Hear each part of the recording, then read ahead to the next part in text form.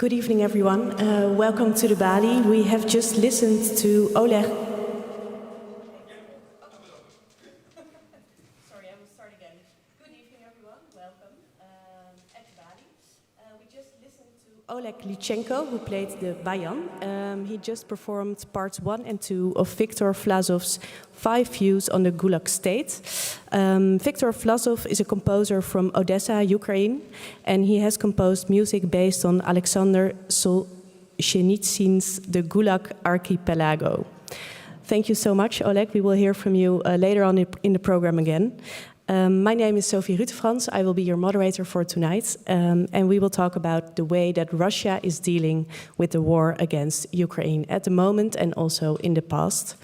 As the second year of the war is now drawing to a close, it is a good time to discuss the ongoing conflict, and we will do that with no one less than Mark Galeotti. He is sitting next to me. Very nice that you're here. Give him a warm welcome.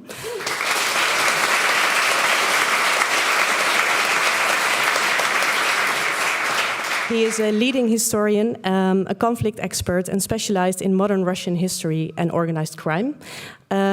He has written more than 20 books on Russia, and the latest of which is lying here. It's Putin's Wars, from Chechnya to Ukraine. But before we delve into current affairs, I want to ask you to take the stage and tell us a little bit about that. Thank you.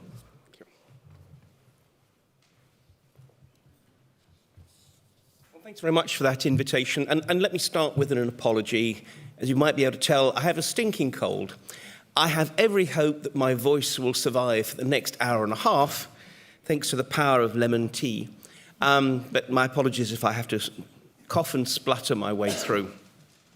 So I'm going to start just by talking for 15 or so minutes, really to set the scene, the context, and to explain some of the dynamics of this ghastly war.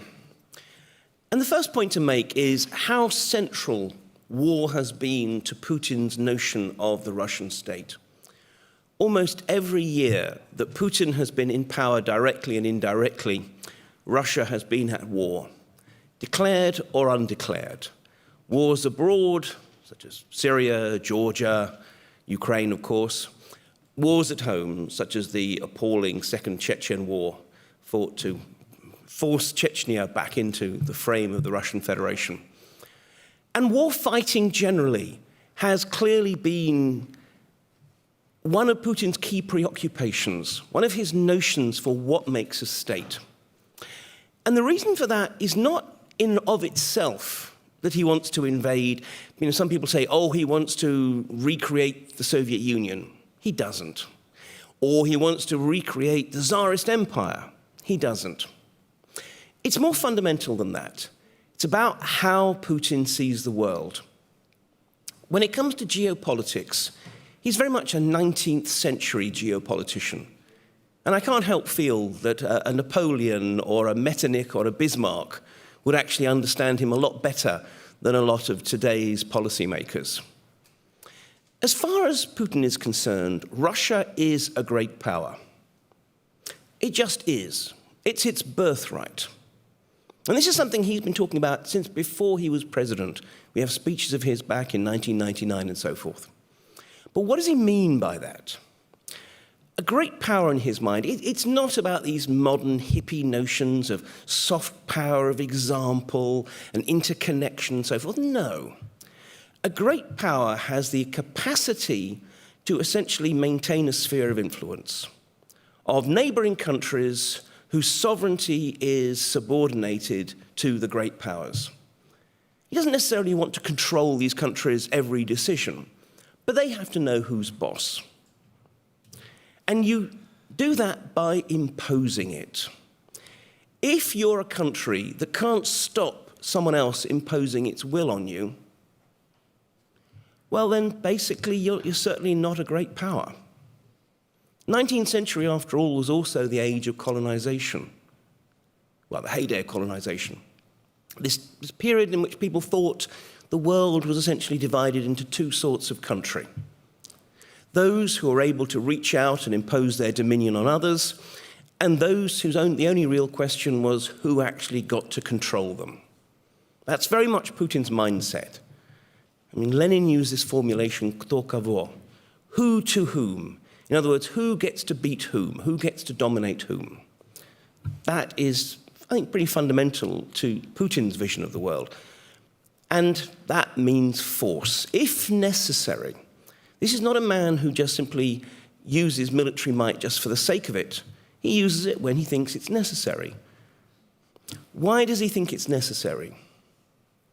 So much of Putin's rhetoric frames him and Russia as the victims, as the targets of a malign, conspiratorial West that is trying to break Russia's will, to isolate it, to marginalize it, maybe even actually to fragment it. In part, this is a rhetorical device. He's using it to try and convince Russians, particularly at the moment, that this is a war that is a defensive war, a necessary war. Excuse me. But it's more than that. I think he genuinely believes it. Because again, it's too much of a leitmotif of how he sees the world. You know, from his point of view, of course the West is trying to undermine and control Russia. Because that's what he would do if he was in charge of the West. And he mirror images a lot. I mean, from his point of view, NATO is really just America's Warsaw Pact. Of course, the countries of Europe don't actually have real control over what they want. Their policy is dictated in Washington and such like. It's also worth noting, after all, that Putin is a man who has no real experience of the West. He didn't really travel there as a tourist or whatever. I mean, his experience in Europe was in East Germany, which was more like a Soviet theme park than anything else. He does not understand. He doesn't care to understand. So, from his point of view, Russia is a great power. A great power is defined by its capacity to, if need be, impose its will on its neighbors. The West, of course, is trying to undermine it. In hindsight, probably Putin has been on war footing since about 2011, 2012. It's a period of the so-called Bolotnaya protests. Massive protests, unprecedented in post-Soviet Russia, took place primarily in Moscow, essentially because people were tired of being taken for granted, of rigged elections, and the sense that Putin could just return to the presidency because of a deal he'd struck with his sort of sock puppet temporary stand-in, Dmitry Medvedev. But as far as Putin was concerned, these were not natural, organic protests. These clearly were made in Langley by the CIA. And actually, it's worth mentioning MI6. I mean, speaking as this representative of the United Kingdom here, it is heartening to discover that if no one else thinks we matter, the Russians do. And they still regard us as their most subtle and sophisticated antagonists. It makes me feel seen. So, as far as he's concerned, that was the point at which the West was coming for him. They tried their, they'd had Arab Springs and colored revolutions in the post-Soviet states, but now they're actually coming to Russia, trying to bring him down. So in some ways, again, in hindsight, I think we see a trajectory that certainly goes back to that point. So to this end, since he first became president, he has been dumping colossal amounts of money in his military and pushing a reform program that was at first quite halting, but after the rather lackluster performance of the Russian military in the war in Georgia in 2008, accelerated and became much, much more sort of effective. And it had its effects. It had its successes. We have to recognize the degree to which actually the Russian military had been seriously reforming. And we saw that in 2014, the annexation of Crimea, which was frankly a textbook special forces operation. It was weird that so much of the sort of coverage at the time obsessed about things like, these Russian special forces, they have knee pads. Well, it was because when they were saying about that, knee pads have become something of a fixture of, forces, generally troops, especially special forces in the West. What they were really saying was, hang on, these Russian troops, beyond the slight difference in camouflage and which weapons they're carrying, they look quite a bit like ours. And here is an irony. Actually, especially since Georgia, but then the arrival of the current defense minister, Sergei Shoigu, in many ways the Russian military was going through the same evolution that Western militaries have. Much less about the old Soviet model of a great big mass army built to fight a great big mass industrial war on the plains of Western Europe, or, not that they would really admit it, northern China. Instead, it was to create a smaller, more flexible, more specialist force that could fight intervention operations abroad. Now, this is something that we did because we decided that actually wars are going to be fought in places like Afghanistan or whatever. Actually, as a result of that, two things happened. One, Putin became excessively impressed with the capacities of his own military. Remember, Putin is a man with no military experience whatsoever. Well, let's say no meaningful military experience. When he was at university, at Leningrad State University, everyone had to, all students had to be enrolled in the officer reserve. Now, I've spoken to lots of people who were, at university at the same time, and it was, unless you happened to be someone who wanted to then have a career in the military, it was an absolute joke. You'd spend a few evenings snoozing while some bemedaled veteran of the Great Patriotic War told you about their military glories. You'd go and do a couple of weekends sort of camping out, basically exercises during the summer and such like, but no one cared. And the interesting thing is that when he left university and joined the KGB, Putin could have remained in the officer reserve. He was technically an artillery captain. But he didn't. He used the fact that he was in the KGB to, as soon as possible, end his military reserve status. So it's clearly this is not a man who particularly enjoyed the experience. So although this is a man who can't walk past a tank or a fighter jet without jumping in for a photo opportunity in the cockpit, in practice, this is not a man who understands war. And if you talk to any military professional, they will say that it's not about tactics, it's not even about the equipment. It's about the boring things like logistics, morale. Are your soldiers in the right place? Do they have a hot meal? Do they have somewhere they can sleep for the night? Things like that. But Putin was all obsessed with the teeth, not the tail. He was all obsessed with the fact that he suddenly thought he had this amazing military instrument that could do all kinds of things that could never have been done before. And Shoigu, who may not be a great defense minister, but by God, he's a good salesman, did nothing to disabuse him of that. This is not the way it works in the Russian system. You please the boss. You flatter the boss's prejudices. You tell him what he wants to hear. And that's exactly what Shoigu did. So Putin got the sense that he had this amazing military, when in fact he had a partially reformed military. But also, and this is the other irony, he had a military which had been precisely reformed away from the big war model into something that could fight these small, sharp, high-tech interventions. And then he rolls into Ukraine, and he finds himself fighting a big war. Arguably, he would have been in a better position to fight that war had he never tried to reform the Russian military.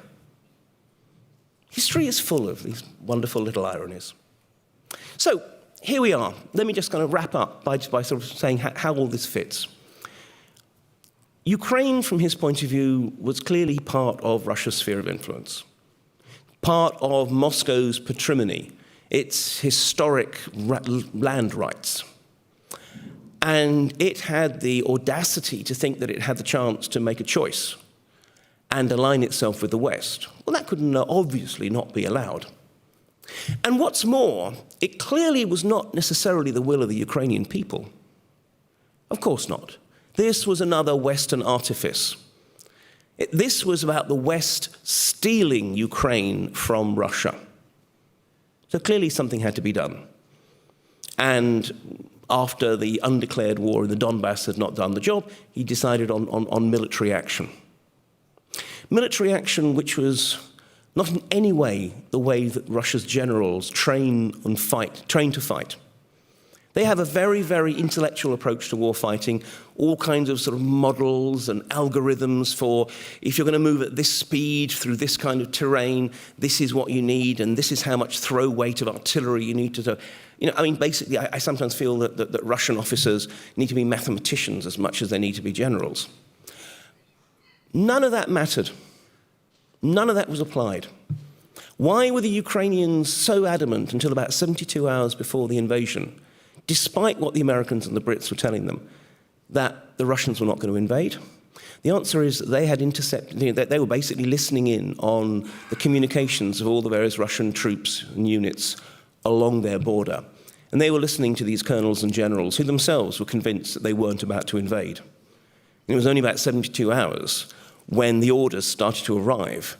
And you had, particularly, the first ones were a bunch of paratroop commanders who kind of, if you'll excuse my language, more or less, what the fuck is going on here? We haven't done any of the preparations. This is not how we're meant to fight wars. This was Putin's war, though. It was driven by his assumptions about how the world works. It was driven by his assumptions about who the Ukrainians were and the fact that actually they were just being forced into something, and of course they weren't going to fight. It was driven by his and a handful of his cronies' notions about how you invade a country rather than how the Russian generals would do it. And so the irony is that actually, although this is Putin's war, given that my view is actually that Ukraine will ultimately, not quickly and not easily, and not necessarily completely, but win, it will absolutely be because of Putin. This is Putin's war, and it will eventually be Putin's defeat. I'll stop there. Thank you very much.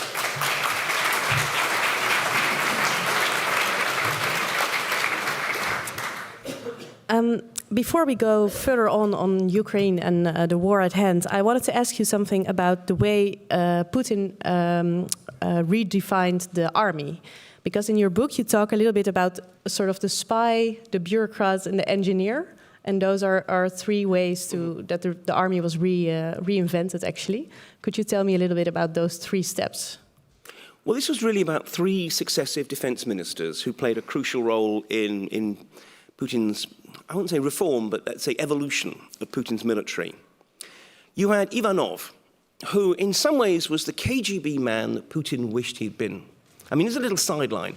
We always talk about, Putin's KGB past. It's worth noting that he was a really mediocre KGB officer. I mean, we've seen his performance records. He was a sort of, all right, a solid B. He was not the sort of superstar. Ivanov actually was much more, a Bayon foreign intelligence officer and so forth. But the point is, again, he had no military experience and no kind of constituency within the military. So to be perfectly honest, he didn't really get to do very much. Because the generals are very good at not doing things they don't want to do. They'll say, yes, sir, and salute nicely and click their heels, and then go and do nothing whatsoever. And rely on the fact that the defense minister knows nothing about what's really going on. What Putin needed really was a bulldozer to force it. And he found it in Serdyukov, who the generals always disparagingly called the furniture salesman, because at one point he had been the accountant for a company that sold furniture. But actually, I mean, he had been a senior tax officer. And the main thing was precisely, he was an accountant who had, again, no kind of connection with the military, but was a very good details person. And above all, he understood budgets in a way that Ivanov didn't. Now, he had a lot of trouble, constant pushback from the military until, as I mentioned, the Georgian War, in which, look, the Russians won. But that's not really a big deal. I mean, that was like vaunting the fact that America beat Grenada. The question was never who was going to win. The question was always how quickly and how well. And the fact of the matter is, the Russians made a lot of blunders, bombing air bases that hadn't been in use for years, friendly fire incidents, communications breakdowns that meant that generals had to borrow journalists' satellite phones to issue orders, that kind of thing. But that was great from Serdyukov's point of view because it gave him the leverage to force the generals to actually start meaningful reform. He made a lot of enemies. I mean, even to this day, I don't think I've ever met a Russian officer willing to say anything positive about Serdyukov. But the point is, he did start the process. And then you had Shoigu. Now, Shoigu's background is as precisely an engineer, construction engineer. Mainly, though, he is probably one of the most subtle and effective and complex politicians in Russia today. If you had asked me in January of last year who was most likely to succeed Putin if Putin just didn't wake up one morning, I absolutely would have said Shoigu. Now, I think it's fair to say it's not going to be Shoigu. But on the other hand, he might well still prove to be the kingmaker, even if he can't be the king. And Shoigu came in, and he was, on the one hand, he was very good at sort of winning over the generals. He won over ordinary soldiers. I mean, one really sort of trivial point, for example, is until Shoigu, Russian soldiers did not have socks. They still had foot wrappings, rectangles of cloth that they would wrap their feet in, and then the idea is then at night they unwrap them, they can wash them, hang them up to dry, and re-wrap their feet in the morning. I mean, this is something that in the 19th century Russian soldiers had. Shoigu brought in socks. Now, you might not think that a dramatic innovation, but imagine that you're an ordinary Russian soldier. Things like that matter a hell of a lot, actually. And again, a number of times I had people sort of, even when they were excoriating Shoigu, criticizing him, there'd often be that sort of moment where they pause and say, but he brought in socks.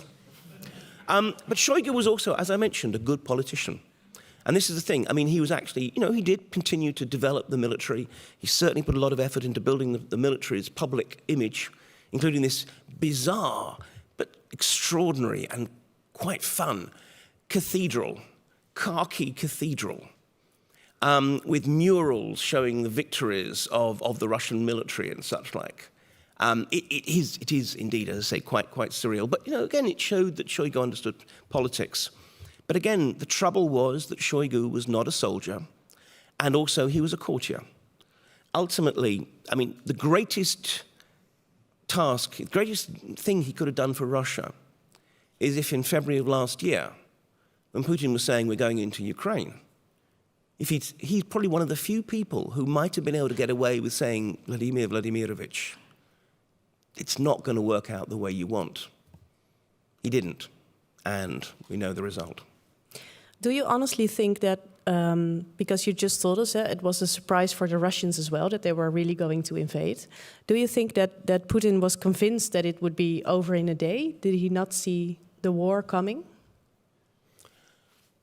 I think the answer is that, I mean, not necessarily a day, but absolutely that he genuinely had convinced himself, and people around had either convinced him or not been willing to actually challenge him in his view that it would be this easy, that on the whole, the Ukrainians would not resist. Remember, this is a man who clearly, genuinely believes that Ukraine is not really a country, that the Ukrainians are not really a people. And, you know, why would anyone fight for a not country and so forth? And in that respect, the very fact that, for example, a large proportion of the initial invading force were not soldiers, but National Guard, riot police, you know, it's clear that he thought, yes, there will be protests, there might even be violent demonstrations, but not the actual kind of war. So the army that was equipped was more like a peace corps, maybe you could say, or like a smaller... Well, it was precisely that, you know, he didn't actually send in all the troops that he needed. Look, again, going back to how the Russian generals would plan it, I'm not going to go into the detail, though you will find more detail in my book. But they have a very, again, as I said, an intellectual approach, and a war in Ukraine is clearly in what the category that they would consider to be a regional war. And look, if they were going to fight a regional war, according to their own doctrine, first of all, they would have had a much larger force. I mean, you know, it's a large force, but remember, the Ukrainians were fully mobilized, whereas the Russians were not. Secondly, you would start with a massive, what they call a mrau, a massed rocket aviation assault, where you basically try and blast every single military base, every runway, every arsenal. There was some preliminary bombardment, but nothing like that level. Because again, from Putin's point of view, why destroy the assets that are going to be yours in a couple of days or a couple of weeks' time? You know, and then you would actually have a single, clearly defined command structure, which wasn't there. Again, I could go on. You can tell it's it's a soapbox issue of mine. But no, I mean, this is it. This was not how the Russians would fight that war. You also write about how the circle around Putin is very positive to him, or not really says the truth. Is that also part, maybe, of the reason why it went wrong for Putin? Absolutely, and again, it's part of the sort of the karma that it's Putin's own system which let him down.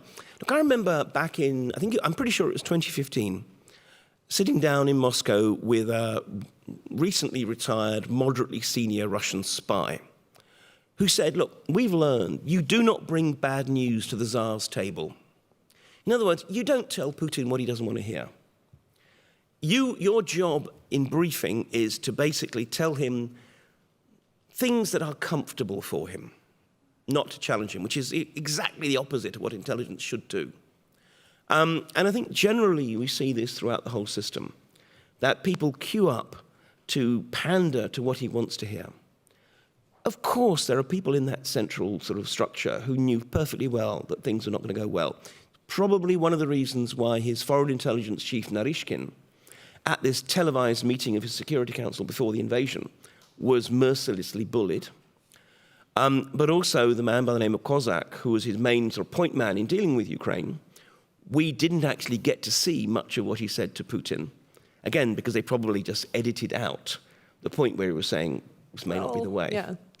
You wrote an article yesterday, actually, in the Times, with the title, Putin is having the best month since the invasion of Ukraine. Why is that? Yeah, I've already got into a lot of trouble for that article. I mean, as a little side note, I mean, it's funny how a lot of the people who, quite understandably, you know, want to support Ukraine feel that it's somehow treacherous to admit when the Russians get anything right. And I think that's actually a big mistake, because in some ways, excessive optimism about the counter-offensive earlier this year is one of the reasons why there's Ukraine fatigue now. Because, you know, this is it's a natural human thing. You have high hopes, they're dashed, and then you think, oh, well, no, it's actually terrible. No, so what I was saying was the interesting thing is that at the moment, a whole variety of different trends have come together. Essentially, the counteroffensive has certainly not been a total failure, but it has now run out of steam. And essentially, everyone's going to be sort of bedding down and regathering over the winter period. The awful developments in the Middle East have provided Putin with the crisis he was hoping for to distract certainly media and public attention away from Ukraine. The Russian economy is doing surprisingly well. I mean, mainly because more money that can really afford is being dumped into buying weapons and such like and paying factory workers to make said weapons. But nonetheless, for the moment, military Keynesianism is working and the Russian economy is not doing too badly. And sort of the international system, there's no real, at the moment, head of steam for any kind of new initiatives against Russia. So, you know, at present, things are looking okay for him. Now, the corollary of that is things are going to get worse. I mean, many of these things are precisely temporary advantages.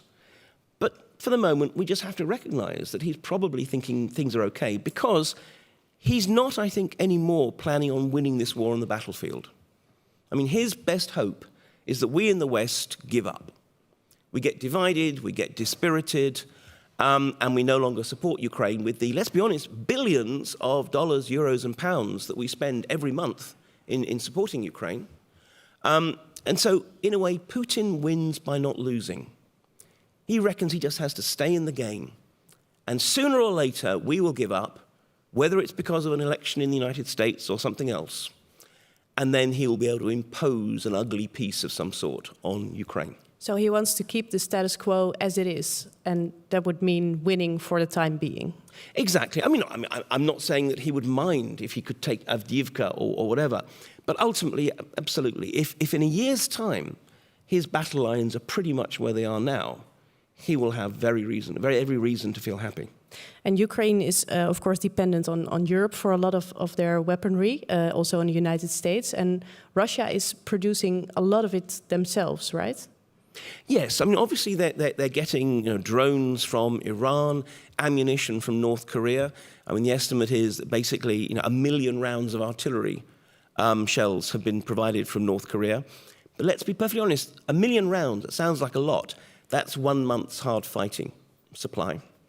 But the point is that Russia is pretty much on full war footing. I mean, Russian unemployment is incredibly low at the moment. They have a little bit of scope to ramp up production, but not very much. Whereas Western efforts, because look, yes, we support Ukraine, but we're not willing to completely shift our whole economic system to that. So we're doing it on a more sort of long-term basis. In a year's time, we will be producing heavily. But for the next year, the Russian war economy is much more effective than ours. How much of the Russian economy is now based on war? That's an incredibly hard question to answer, probably would be even if I was an economist, because there's not like a straightforward defense factory, non-defense factory. One of the ways that precisely the Russian war economy has expanded is precisely by taking a lot of non-defense factories and putting them into sort of defense-related things. It's not just about missiles and guns. It's also about, for example, uniforms. So we're seeing textile factories, which would before be producing tracksuits, and now producing not very good uniforms. So, I mean, it's just very, very hard to estimate. What we can say, though, is that the overall Russian economy looks as if it's doing okay. That's essentially because of the military part. If you look at just what's left of the civilian production, that's declining because there just isn't the money. Yeah. And how much influence have the sanctions of the European Union and America still have in Russia? This is one of those difficult questions because people keep saying, well, look, clearly sanctions have failed because Russia's still doing it. It doesn't work that way. Again, in some ways, the problem was there were some boosters who right at the beginning was saying sanctions, oh, it's going to shatter the Russian economy and bring Putin to his knees. I mean, have we learnt nothing from Iran and North Korea? Authoritarian regimes can cope with sanctions largely by dumping the burden on ordinary people. Sanctions have had less of an impact than we hoped. That does not mean that they're useless. It just simply means that they kind of add extra grit into the workings of the machine. Look, the classic example is this. The Russians need microchips to make their precision missiles, cruise missiles and the like, drones. Before the sanctions, they could just buy them. Now, they can still get hold of them, but they have to do it through third parties, or they have to basically use criminals to smuggle them, or they have to, buy microwaves and have them imported so that they can just pull the chips out and repurpose them. It's a lot more complicated. Exactly, and it's a lot more expensive and it's a lot slower. So they can still get them, but with a lot more hassle. So that's really what sanctions are doing.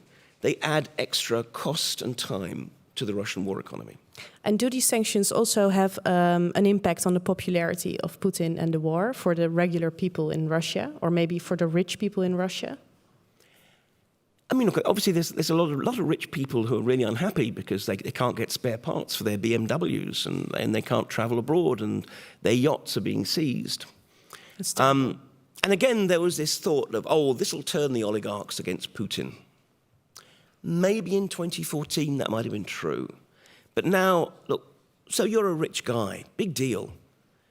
Every rich Russian knows that at any point the state can reach out and discover that you were corrupt, that you involved in tax fraud or whatever. They can be shocked to discover that. And, from being vastly rich, you now become prisoner number 173/14 in some far distant and miserable work camp. They have no real power. They're having to cope.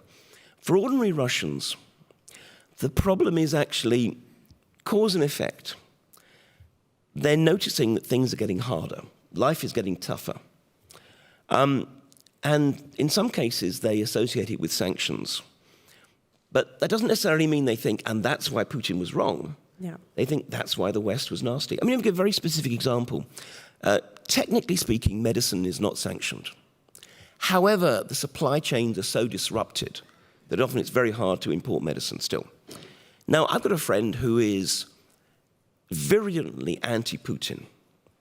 But when his daughter could not get the medicines that she needed in the local pharmacy, he was not there thinking, that's so-and-so Putin. He was saying, what the hell is the West doing? So this is one of the problems we have with targeting. I think we will talk more, and we're also later joined by Pjotr Sauer. But first we will go back to Oleg Lysenko for the second part on the Bayon. Since the start of the war, Oleg has played numerous concerts to raise money for Ukraine. He already sent 2 ambulances fully equipped, and we're going to listen to parts 4 and 5 of Viktor Vlasov's 5 views on the Gulag states. And at the end of the program, you can also donate to help him.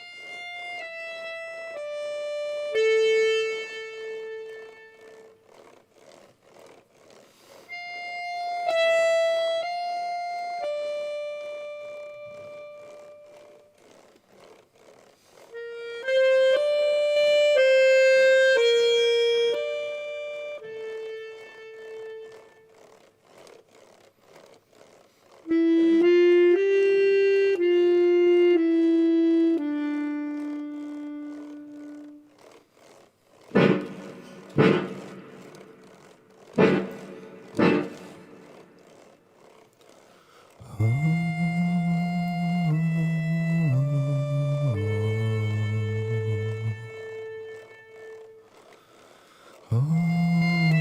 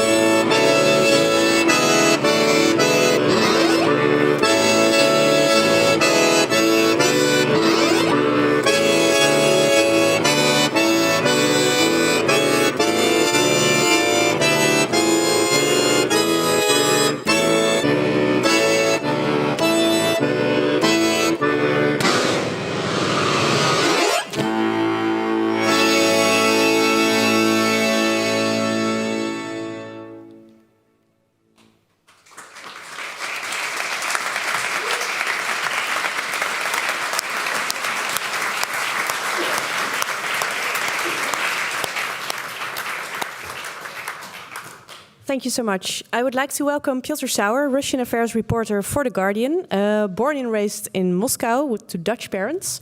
You started your career at the Moscow Times and now you are at The Guardian. Welcome. Hi. Great to have you here. I'm sitting at a table with two men who aren't allowed in Russia anymore. Is that correct? Technically, I'm allowed, but I choose not to go. But Mark has been officially banned. Yes, yes. I was on the first list of Brits who were actually indefinitely banned as terrible Russophobic enemies of the nation. All right. And you are not really banned, but you choose not to go. I choose not to go at the moment. As some of you might know, Evan Gershkovich, the Wall Street Journal journalist, was arrested in March. Evan is a very good friend of mine. By his arrest, I think the Kremlin sent a signal that it's quite dangerous for other foreign journalists to go. Yeah, so you don't want to risk that, at this moment, no. No. How do you report on Russia while you're not able to go there? It's tricky, but I think there are ways, and I think a lot of journalists are continuing. A lot of Russian journalists as well that have been forced to leave. You have to become creative, use social media a lot. Everyone has their sources on the ground in Russia, and people still talk. There's still ways to get the story out, but it's just a bit different. Is that for you an issue as well, to get in touch with the Russians? Yeah, I mean, look, obviously, what it means is you lose the serendipitous stuff, the things you overhear on the metro and whatever. I mean, I still have, look, I've been traveling to Russia, living in Russia, studying Russia for more decades than I frankly choose to mention, but let me give you a hint. I did my PhD in the Soviet Union. And the thing that I found is, for example, that when I was banned, I basically lost about a third of my sources. And I don't blame them at all, because actually being potentially caught saying anything that the Kremlin doesn't want to hear is a dangerous thing. But as Pjotr was saying, you get creative. I mean, there's one person I know who's in the presidential administration structure, who, for various reasons, travels out the country quite often. So when he's in Russia, I don't contact him. When he's traveling to, say, Yerevan in Armenia, he pings me a message, and then we can talk. Yeah. So there's just different ways around it. Yeah, I mean, I try to travel to Yerevan, Georgia, Ukraine, Dubai is a place where a lot of rich Russians congregate. So there are ways to do it. As Mark said, the mood and the atmosphere is the one thing that's hardest to gauge, and I think that's important to just call as many people as often as you can back in Moscow to see what people are saying.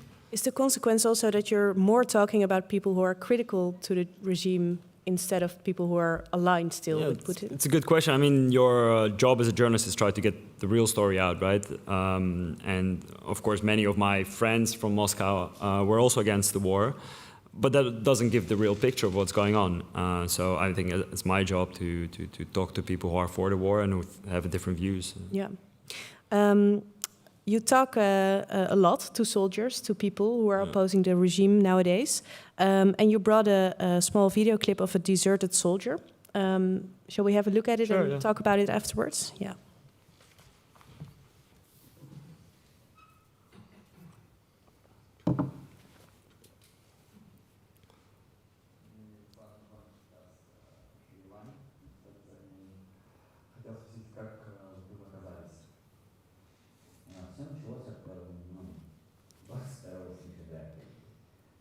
Сказали, у вас 2 часа на сбор. Мы вас отправим в часть, а там решат, когда вы и куда отправитесь дальше.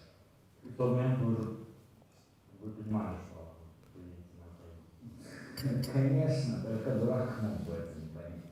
Я надеялся на какой-то, может быть, хороший исход. Может подвернется какой-то вариант там. Я вот попал в связь.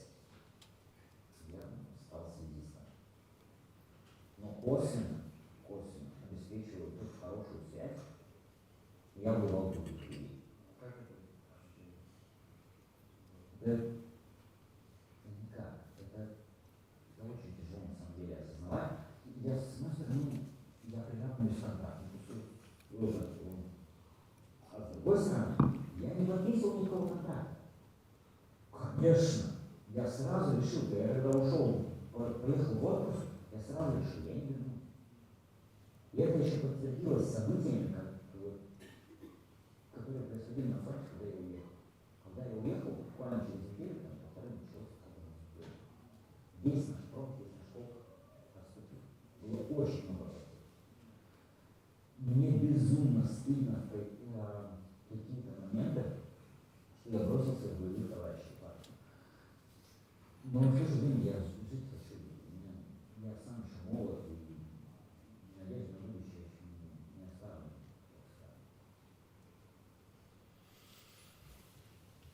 Yeah, you spoke to this soldier in Yerevan, Yeah. if I'm right. Can you tell us a little bit about him? And Yeah, sure. This guy, he was mobilized a year ago, as he was saying.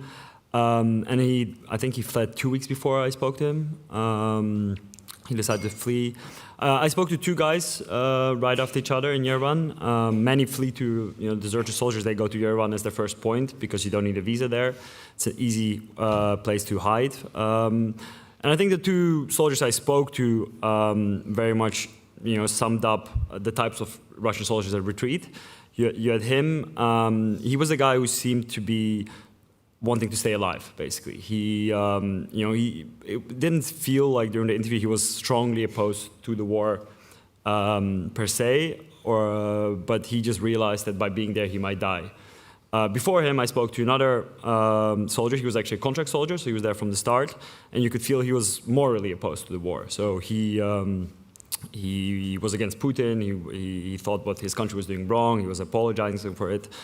So I think those two is a sort of a good summary of what kind of soldiers desert. I have to say, I think more of the deserters are those who simply don't want to die and who have seen the conditions they're in and how the Russian commanders treat them. But yeah, I think it's important to sort of to hear what deserters have to say. And I think there's a Georgian agency who helps these soldiers, right? Yeah, so it's a Georgian-Russian agency. It's called Go to the Forest, Idite lesem. It's a Russian saying for sort of go, fuck them, basically. This organization is actually, their work is really interesting. They help soldiers. So soldiers usually contact them. Yeah. And then they find ways for soldiers to flee. Usually it happens in like the few days that the soldier gets off. They don't really get much holiday at all, really. So the few 2-3 days that they have free, they flee, and then these guys help with papers.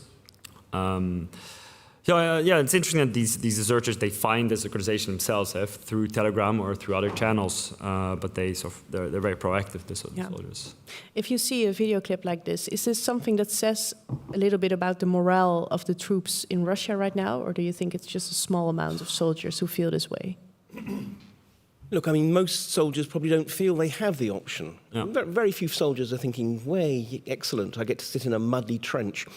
But I think what was really striking for me, I thought, now it was a really interesting clip, is actually how far one can extrapolate from that to the mood in many in the country. Because again, I think amongst Russians, look, broadly speaking, it's very hard to really know what Russian opinion is.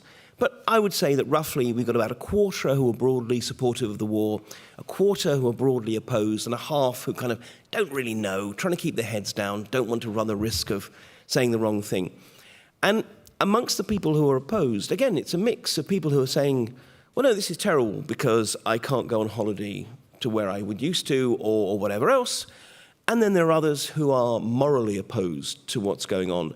But, if we're honest, I think the moral opposition is less big of a factor than just actually the practicalities of how does this end and so forth. And the other sort of final point I'd make on that is we also have a kind of moral argument that is used for opposition to Putin from the ultranationalists, who didn't actually have a problem with the invasion of Ukraine, but have a problem with it being done so damn badly, and the corruption, the incompetence, the inefficiency they see. So, I mean, I think this brought up a lot of, the interesting nuance about opinion in Russia. Yeah, it's an extra challenge now. And you talked a little bit about Telegram and about the sources that Russian soldiers are looking at. Is there any way that Russian soldiers at the front get like news and information? And because it's also an information war, I think, right? Yeah, I mean, when it comes to conditions of the fighting, they see things themselves, of course. You don't have to tell them how unequipped the army can be, because this mobilized guy had to buy his own equipment, and during training they couldn't really shoot the gun because there weren't enough bullets. So they've seen it themselves. Regarding the war and how it's going and why it's being led, I think many choose not to look at the news and would just prefer to dug their head in.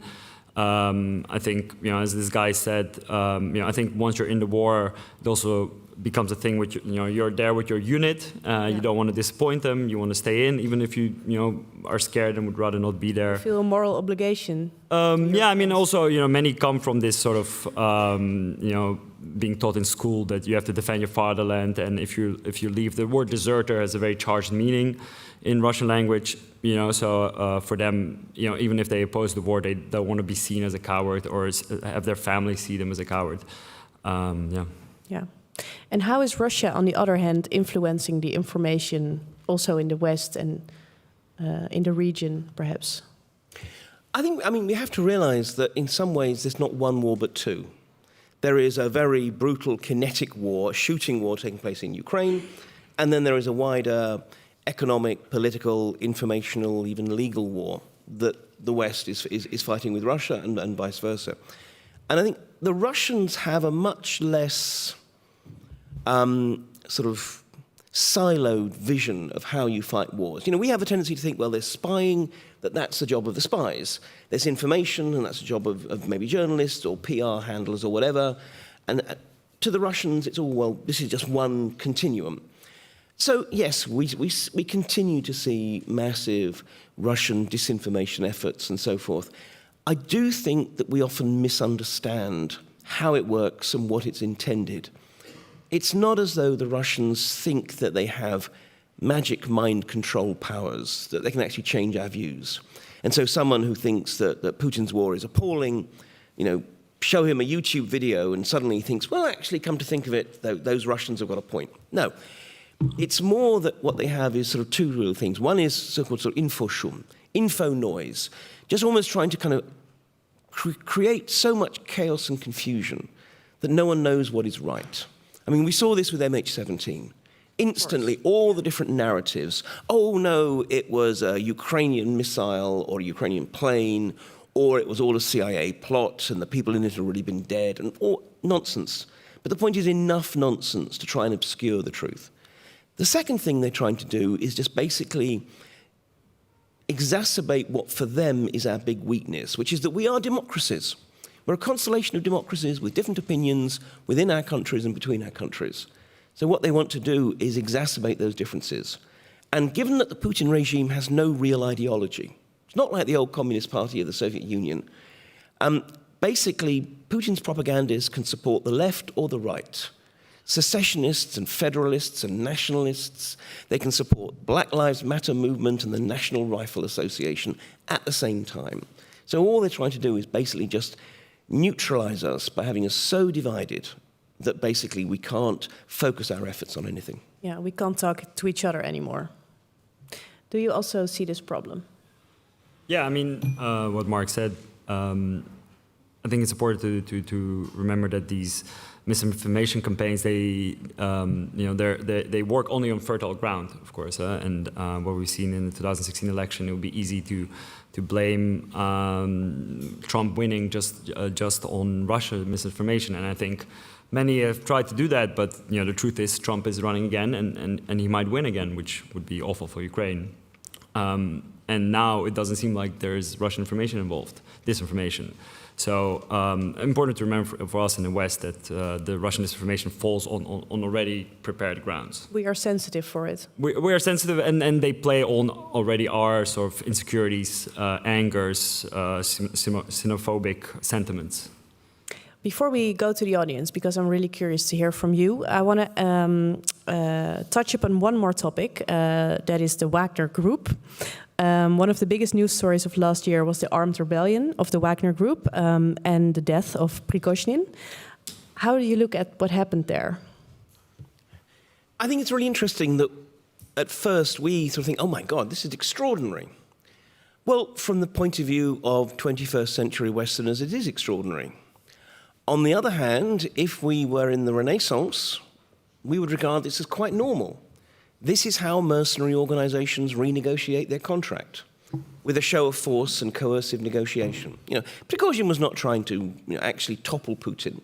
He was trying to persuade Putin to back him against his rival defense minister Shoigu. And so on one level, I think it's sort of a fascinating example of the medieval or Renaissance nature of power politics in Putin's Russia. The other thing that really struck me is not that Prigozhin was able to have this mutiny, because Wagner Group was very much kind of focused around him. There was kind of a cult of his personality in some ways. It was that the degree to which so much of the rest of the security forces just stood back. I mean, Prigozhin, he thought that he'd have a lot of defections. He said, half the army is going to join me. Well, Prigozhin's always been mathematically challenged. I think he had like 90 people defect to his side. But more to the point, it's actually how much of the rest of the security force sort of sat back. The garrison in Rostov-on-Don that just thought, well, we'll just stay in our barracks and close the doors and sort of see what happens. And we won't see anything. General Zolotov, the head of the National Guard, he spent most of that fateful day, the Saturday of the mutiny, trying to contact National Guard units and commanders along the route of the march to get them to act. And as I understand it, a lot of those commanders were making damn sure that Prigozhin could not reach them, so that they couldn't receive an order that they would either have to obey or disobey. So, presumably a lot of telephones kept being dropped in the bath or something. And so it really, for me, showed some of the fragilities of this system. That at that point, people just thought, well, let's just see what happens. And we've seen that before. We saw that in 1991 with the August coup, when hardliners toppled Gorbachev. The first day of the August coup, there were record levels of sickness in the Russian police force, or Soviet police force, rather, as everyone thought, let's just give it a day and see what happens. Can you tell a little bit more about the role of the Wagner Group into the Russian military? They had or they have now? I mean, now they're really just another feeder route to find more recruits. Back in the day, I mean, again, going back to the invasion and the catastrophic blunders behind it, and I mentioned it's a fully mobilized Ukraine and a non-mobilized Russia, which meant that basically they had a lot of kit, they had a lot of tanks and so forth. They didn't have many soldiers, they didn't have enough soldiers. So we had the bizarre spectacle of armored personnel carriers rolling in with their driver and their commander and their gunner, but maybe one or two guys in the back. They needed infantry desperately, and that's where Prigozhin could step in, because he could quickly provide a sort of off-the-shelf little army. Well, they didn't even plan to bring in Prigozhin at the start. No, right? no, exactly, because it was only going to be a war. Yeah. Why on earth would you need all these soldiers if it's not going to be a war? Exactly. And that's why Prigozhin basically, in those early months, he had the whip hand. And I think he got overconfident and again didn't realize that Shoigu was a dangerous person to take on. And how do you think it's now? Well, as Mark said, Wagner now doesn't really exist as a structure. I think it's very important to remember. It was unique in the sense that even though it was completely dependent on the Ministry of Defense for arms, for finances, it had this one guy, Yevgeny Prigozhin, and it had a cult around him. And it had sort of a code of honor and rules and a dedicated group of men that were more loyal to Prigozhin than to Putin in a way. You take out Prigozhin and you take out Utkin, who was the number two, you no longer have the organization that we knew before. And you wrote an article about how they are trying to recruit now. How's that? Yeah, so now Wagner is sort of being chopped up in different pieces. There are around, I'd say, 3,000, 4,000 Wagner sort of experienced soldiers, the guys who went through Syria and have been to Africa. And you have a much bigger group of Wagner soldiers recruited during the war in Ukraine. Many of them are former prisoners. So these are sort of lower skilled soldiers, think 30, 40,000. So obviously the Russian government right now, they're desperate for men, right? They don't want to have another mobilization, and the biggest problem is manpower. And they're trying to use the Wagner brand to keep on attracting new soldiers. They're doing it through Rosgvardia, which is the National Guard, under sort of the leadership of Prigozhin's son, Pavel Prigozhin, where the same recruitment centers of Wagner are calling people and saying, we're getting the team back together. but it's not the same structure anymore. It's completely under the Ministry of Defense. You have a few other private military organizations. One is called Redut. They're also recruiting Wagner guys. You even have Kadyrov, the Chechen warlord, claiming to have recruited some Wagner guys.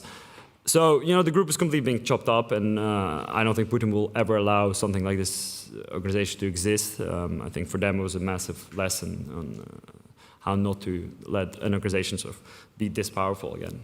But can they do without it?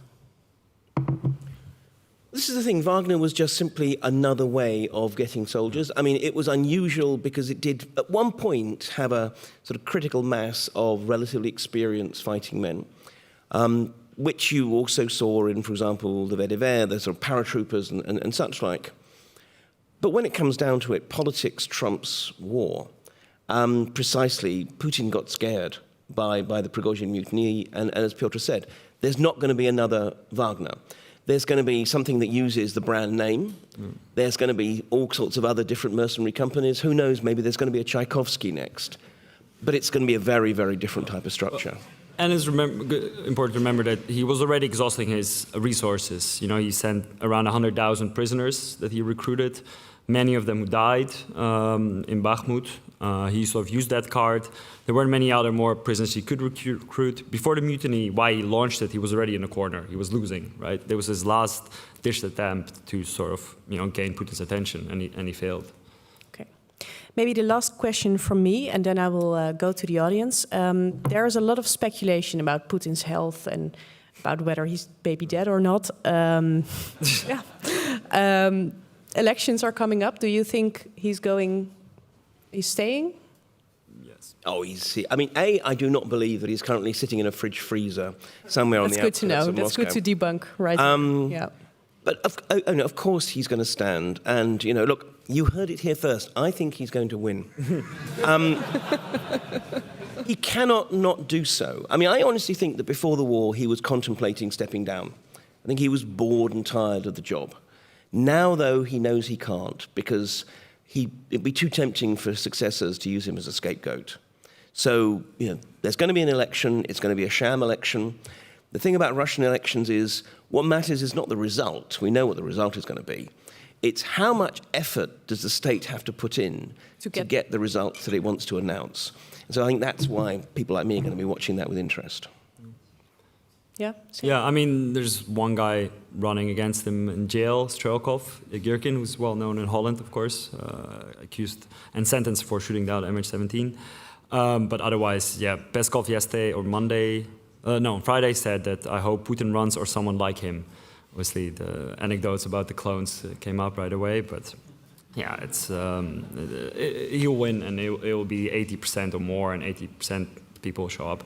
It's interesting to see what will happen next, whether they'll mobilize afterwards, because that's the one thing that's incredibly unpopular in Russia, and it's the one thing that made his rankings tank since the start of the war. So I'm watching sort of what's going to happen afterwards. After the elections. Yeah. Let's see if there are any questions or remarks. Oh, a lot. That's good. Oh, we're trying to find a microphone. Give us a moment. Yes.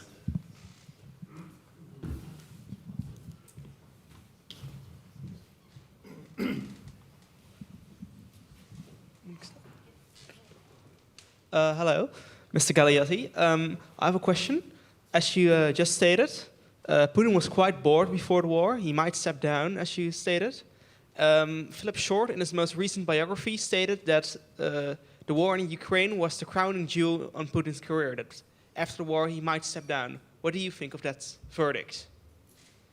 Yeah, I mean, I have a lot of sympathy for the idea that remember, as far as he was concerned, this was going to be a quick and easy thing.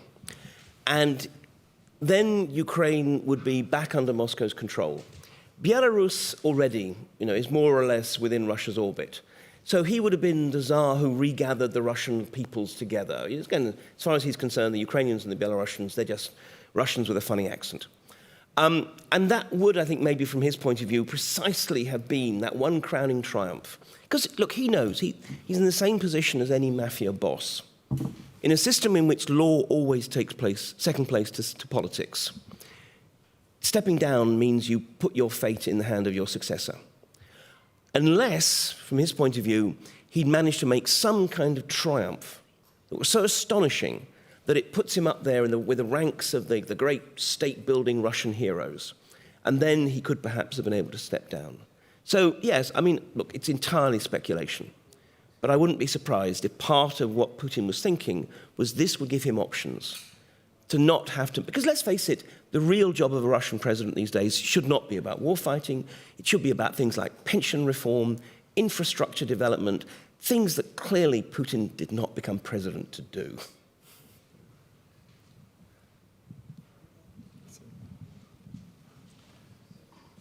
First of all, thank you very much for your fantastic introductions. Firstly, there's this plan gaining traction in policy circles that basically says at some point, if the front line remains like this, Ukraine should accept losing some of its territory and the rest of Ukraine should join NATO. And there are some who say, well, that could sort of result in some kind of peace. While others say Russia would never accept that because it would mean NATO at Russia's borders. So Russia would escalate, mobilize, make sure there would be no Ukraine left to join NATO. I would be curious to hear your assessment of that plan. And secondly, Volodymyr Zelensky said the instability in the Middle East is in Russia's interest because it detracts Western interest. You confirmed that. So he said the next on the menu is Russia will sow instability in the Western Balkans because that would also further distract the West. I'd be curious to hear your assessment. Is that part of the Russian plan? To do the Middle East first quickly, look, I see no signs that Russia was in any way behind the terrible events in the Middle East. Of course, they are going to opportunistically take advantage of it, but they didn't sort of generate it. The Balkans, look, they periodically try and stir things up because it's a sort of area that tends to attract great European interest. But again, to be honest, their options are actually relatively limited. No one's going to go out of their way to basically do a favour for Moscow these days. Even Serbia, ultimately, is looking to the European Union.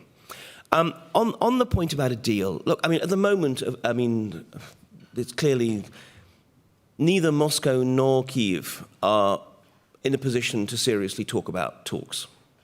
So much is going to depend on what happens on the battlefield. At the moment, would Russia take that kind of a deal? I suspect that if they were offered, I mean, what they're more or less pitching for at the moment is southeastern Ukraine plus Crimea. I imagine that they'll be happy to. Could Zelensky offer that? No, not at all. Look, what I would say is, at some point there will have to be talks for Ukraine's security. Because even if you push every Russian soldier off every square centimetre of Ukrainian soil, that does not end the war. That just merely moves the front line to the national border. Russia will still be in a position to do all kinds of bad things to Ukraine. So there will have to be talks someday. And maybe Crimea will be part of those talks. The bit of Ukraine that pretty much every Russian thinks is rightfully Russian, and frankly, the territory that even some people in Kyiv are unsure whether it will be worth trying to take back. But we're nowhere near there yet. It will be the battlefield that decides. If the Ukrainians are able to make serious progress, whether it's in the coming year or, as some people suspect, more likely 2025, and, for example, cut the land bridge, the so-called land bridge to Crimea, and in effect besiege Crimea, they'll be in a much stronger position. If they don't, then maybe Russia will. But the point is that there is no kind of fixed sense of this is what Russians will accept. Putin will basically accept the best deal he thinks he can get when he feels he has to make a deal. But at the moment, he still thinks time is on his side, that something will happen to fix things, that Trump will get elected in America, that Western unity will collapse, and things will change. So he's just trying to hang on and see what kind of a deal he can get.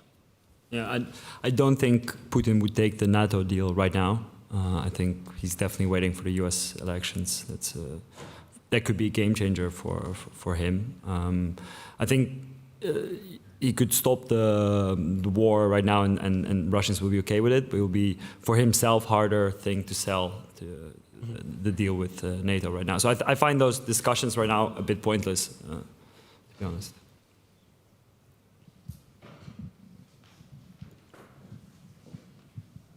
Hello, yes. You mentioned rumors about Putin's health. What about Kadyrov's health? And overall, how important is Kadyrov to Putin staying in power?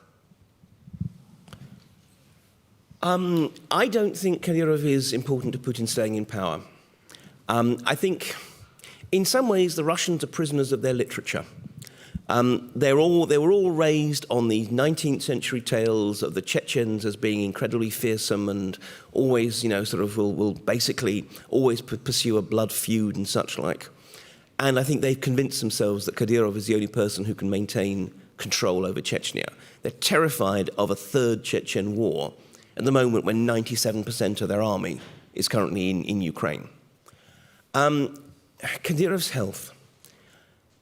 Let me be blunt, I would be delighted if he were soon dead. And certainly there are some signs, given the way he's trying to elevate his kids and give them sort of independent sort of status and such like, that he's kind of thinking of a post-Ramzan future. I think the real significance of Kadyrov's health is not directly on Putin's future. It's on what happens in Chechnya. It may be that there's just some neat transition to some other brutal despot. Or it may be that, in fact, the Chechen elite start fighting over who's going to be the next Kadyrov. And if Chechnya explodes, that will affect the rest of the North Caucasus, and that will pose a particularly interesting strategic challenge to Putin, because he might be finding himself in a position in which he either has to step back, and not necessarily abandon the war in Ukraine, but massively step it down in order to save the Russian Federation's current borders, or in the name of keeping the fight on in Ukraine, losing Chechnya. Now, most Russians would probably be delighted to lose Chechnya, because it's an area that they subsidize massively and that they fear the Chechens and so forth. But again, I think Putin is thinking about posterity. Does he want to be the Tsar who lost Chechnya? So, that's the reason to be watching Kadyrov's health. I just don't want to sort of speculate on quite how close to death he may be. Have you got any inside gossip? Well, I think the one sort of journalist who is, talking to sources in Moscow, Alexei Venediktov, he's from the Echo Moscow. He's sort of in this interesting position where he used to lead a liberal paper, a liberal radio station, and but has good contacts with the Russian elite. He stated that there's something wrong with Kadyrov's kidneys, so he is sick. And I think that's generally accepted that he's sick, but again, we don't know how long he'll have, unfortunately. Yeah. Okay, there's room for one more question before we close.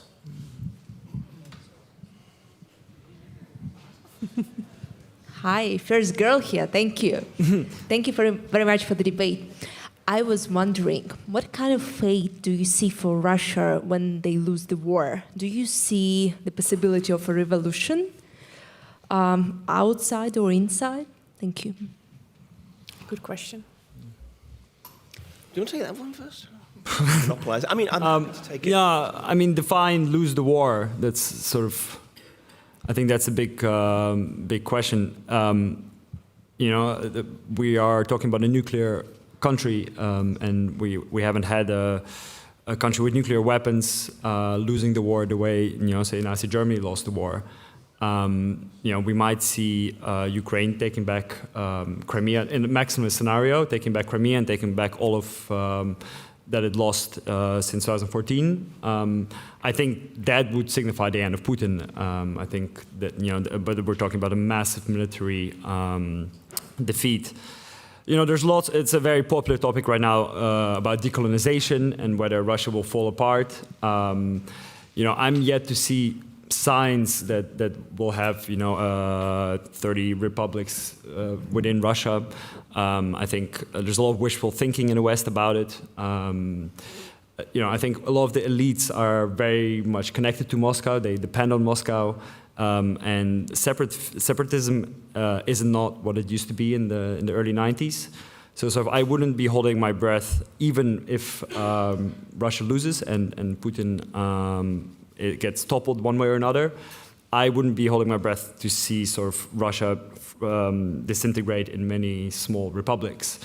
Again, the places like Dagestan, Chechnya, unrest could happen, But in Siberia or the Russia Far East, I don't see Russians going to the streets asking for independence of their own region. Yeah, I mean, I very much agree with that.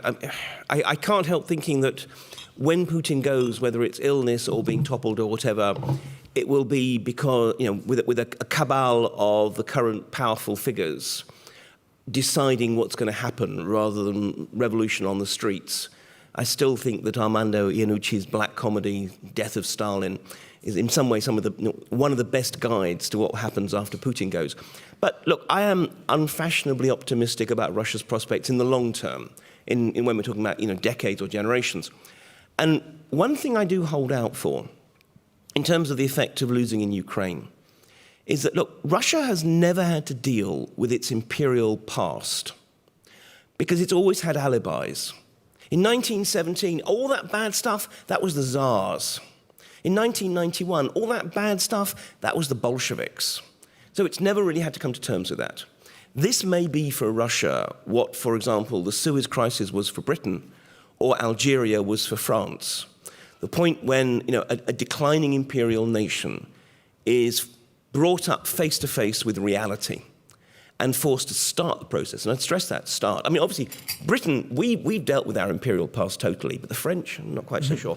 But the point is, it may be when Russia finally gets to exorcise some of these demons, which up to now, it never really has needed to do.